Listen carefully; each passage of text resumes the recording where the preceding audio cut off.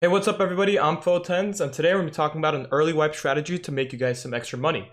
This is a low-key loot route that's going to be utilizing the technical supply crates on customs, and hopefully today you'll learn something new that you didn't already know and make some extra money. Now, there is no catch to this loot route. It is actually great. You can run it on your PMCs and scav runs because not a lot of people know about these technical supply crate locations. On top of it all, you're not going to be running into a whole lot of PvP, even though it is in the stronghold area. You're going to be going in quick, easy, and out, and extracting before you run into anybody.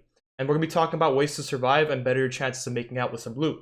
Also, before we get into it, just want to remind you guys that I do stream Escape from Tarkov on Twitch, as well as I have my Twitter down below if you guys want notifications of when I go live. The Discord is there as well. So be sure to follow me on those socials, and I appreciate you guys, and let's get into the video. All right, before we talk about the loot route itself, let's talk about the main things that we're going to be looking at and wanting to keep when we're running this loot route. So this wipe, I have actually not bought a single corrugated hose. I've gotten them all done from this single loot route, and corrugated hoses are going for around 50 to 70k on the flea market. Let's check the actual price. 60 grand right now, which is not too bad considering how much you're going to be getting. And this will make you your most money, as well as bolts, nuts, car batteries, screws, stuff like that. Energy saving motors, water filters, obviously anything that's needed for the hideout that you will need yourself and other people will need obviously as well. So things like light bulbs, energy saving lamps, things that are important for the hideout itself are going to be on this loot route, and that's why it's so profitable, because everybody needs it. As well as you could find these fire clean gun lubes in this loot route, and they are going for around the 140 to 200k mark. I was really lucky to find this. You can find them on the loot route. There's a lot of different things you can find, like cyclones, LCDs, fuel conditioners, stuff like that can be sold straight to therapists. And that's why you don't even need the flea market to run this loot route if you don't already have it. So don't worry about that. If you don't have the flea market, you can always keep these items until you do, or you can use them for yourself on your hideout, or even sell it straight to therapists for a profit. All right, with that basic understanding out the way, let's get straight into the loot route. Alright, so before we get into the actual loot route itself, let's take a quick look at a customs map for the newer players who do not really understand the layout of the map as easily. If you guys want to skip through this, it's totally understandable. The timestamps are down below, so you could just skip straight to the part where I show off the loot route. But for those of you who would like to stick around and listen to as I explain the safest way to go about this, be sure to stick through and watch the video. So here we can see the entire customs map. We're going to be mainly around the ZB13 stronghold area, and obviously your spawn does matter when it comes to how you're going to want to play with the map. If you do spawn around this old gas station to warehouse 4 area, you can be turning on the power right here as designed by this little power emoticon. And if you turn the power on, you can actually extract that ZB13 with the factory exit key. If you guys don't have the factory exit key, I highly recommend buying it, not only for this map, but for factory itself and other different extracts on factory. It's very useful, and especially for this map, you can get a lot of cheeky little extracts on ZB13 without having to fight anybody at all and going out with a bunch of loot. And that's why I do recommend running this route from this area, coming through power and then to the ZB13. But basically, we're going to be mainly centered around this middle of the map. If you do spawn farther away and you're not going to be able to turn on the power, it's totally fine. What I like to do is, if I'm coming from this side of the map, I will loot, I'll drop my backpack at ZB13, go to power, come back, pick my backpack up. That way I'm not too heavy, and if I have to get into a firefight, I'm ready for it. And I'll still extract that ZB13, just because not a lot of people are actually extracting there. Not a lot of people have the factory exit key or even turn on the power, so you will be going through less gunfights than running through all the way across the map to your preferred extract. But yeah, it's been centered around this stronghold area. We're going to be looting one technical supply crate closer towards the crack house. For the purposes of this route, you're not necessarily going to be needing to check crack house, although you could if you really choose to, and as well as this area right here leading to factory shacks, but not entirely going towards there, where the skeleton building is, and through the train tracks where 2 more technical supply crates are located. And there is another technical supply crate located towards the ZB11 area, next to the extract right here, and it is, you know, a good spot to loot, but because it is out of the way, I'm not going to be putting it with the rest of this video, even though I do think if you're around the area, it's a great place to loot. And with the map layout out the way, let's get straight into the loot route. Alright, so now we are in the crack house area. This is the crack house building, as you guys could see. And the first technical supply crate is actually located right here. You're going to be searching this. I like to crouch when I search it, but obviously I didn't just then. And it does spawn different types of loot, and just like that, we got fuel. You can get unlucky with these and not get great items, but I've noticed with the 5 to 6 technical supply crates on this map, most of the time you're going to be getting some decent loot. The next one's going to be located inside of the stronghold building, and then the one after that is actually outside of it, kind of close by. You're going to go straight upstairs. You can loot these rooms in the building, but for the purposes of this video, I'm going to be showing off just the loot route itself. And here's the second crate. I'm going to be looting this, and by us is a toolbox. And this one looks like it's been a little unlucky as well. Toolbox right there, you can be looting that. And there is a med crate right there with a ration crate over there.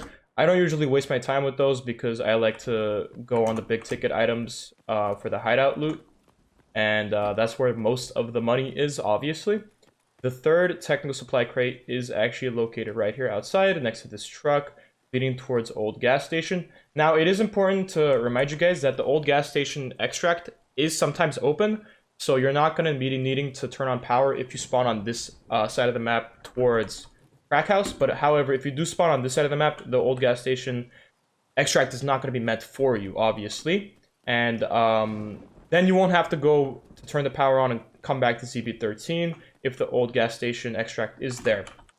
This is going to be our fourth crate right here next to the railway. And fuel spawned with some screws and whatnot. And then the next one is in the skeleton building, where right next to the bunkhouse where that one Trapper quest is. Go up these stairs, and right here, loot that, get whatever you might get, whatever it is, and you head out. Now, from here on out, I do like to usually go towards old gas station, and that's because there is 2 hidden stashes that you could loot. And on top of it, there is obviously the giving tree at old gas station if it's not looted already. But from here on out, you're going to be wanting to try to survive with the loot you do have. You could get really lucky and pull a bunch of corrugated hoses, car batteries, stuff like that. And plus these 2 little hidden crates over here, I'll be showing off next to old gas station. You could make some extra money with that as well. Now, this is the old gas station. If the extract is here, you're going to be seeing a green flare, and this time we don't see it, obviously. So the extract is not up. If we double press O, however, we can see that if it was up, it says exfil 04, old gas station, and has question marks. Question marks alluding to, obviously, if the smoke is up, if the extract is actually open. One of the hidden crates is down this way at the end of the map over here. You don't want to run past this sign where it's a sniper over there. That means you'll get sniped by Sniper Scav. No matter the conditions, you'll always die to him. And it's not an actual entity in the game, you just die. And here's a hidden crate. You can find some stuff in that. Looks like some of these crates I've been getting unlucky today, but that's alright. Leading into the old gas station, we can go inside for the giving tree and another crate. And we've already went across the map pretty quickly. It's been a couple of minutes. And that's the whole point of this, is trying to survive without staying in one place for another time. This is the giving tree right here. You could find a load of different items here, even red key card if you get really lucky. And here is another buried barrel cache, a Jaeger cache, and nothing great. There is a med bag there. I don't usually like to loot it because it's out in the open.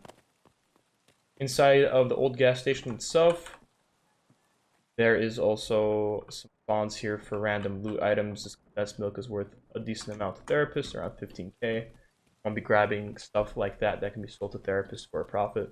In the back of this van, sometimes you can find like vodka, saliwas, weapon attachments. Here we find a suppressor and a can of food, as well as a gabas. And for the purposes of this video, let's show off where the actual power is.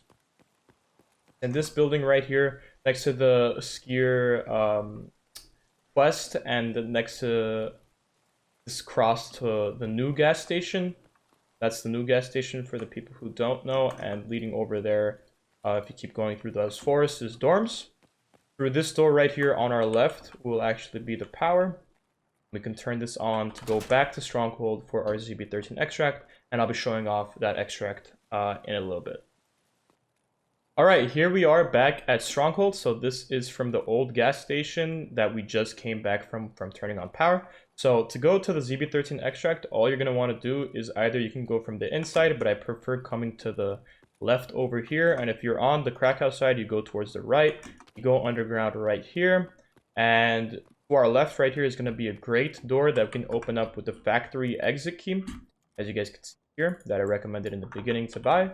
You open this door and you just stand here. And the ZB13 extract is amazing because for this one sole reason, no matter where you spawn on the map, you will always have this extract. That's why it's always there. It's so easy to use. All you got to do is turn on the power and it will save you a whole lot of running back and forth to your next extract. All right, that's going to conclude this entire video. Now, I didn't go through a lot of the different tiny areas that I like to loot.